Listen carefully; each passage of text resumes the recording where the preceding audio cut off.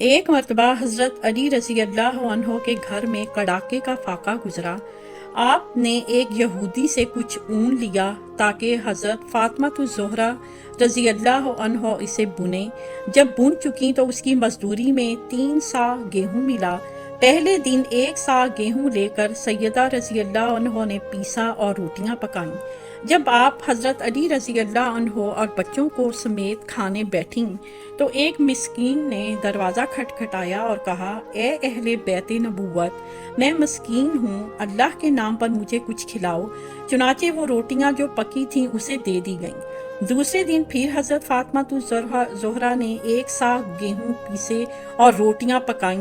جب سب کھانے بیٹھے تو پھر کسی نے دروازہ کھٹکھٹایا اور کہا، اے اہل بیت نبوت، میں ایک یتیم ہوں، خدا کے نام پر مجھے کچھ کھلاؤ۔ ساری روٹیاں اسے دے دی گئیں۔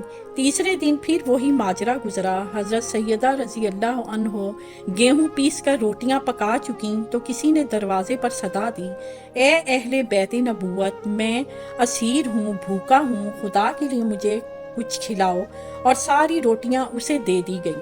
سب نے پانی پی پی کر رات گزار دی، لیکن حضرت حسن اور حضرت حسین رضی اللہ عنہ بھوک کی شدت سے نڈھال ہونے لگے۔ حضرت علی رضی اللہ عنہ نے رسالت مآب صلی اللہ علیہ وآلہ وسلم کی خدمت میں جا کر سارا ماجرا عرض کیا۔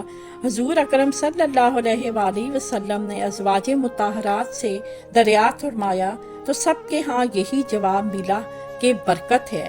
اتنے میں حضرت ابو بکر رضی اللہ عنہ تشریف لائے، وہ بھی بھوک سے بے حال ہو رہے تھے۔ کسی نے کہا، یا رسول اللہ صلی اللہ علیہ وآلہ وسلم، مقداد بن اسود رضی اللہ عنہ کے پاس کھجوریں ہیں۔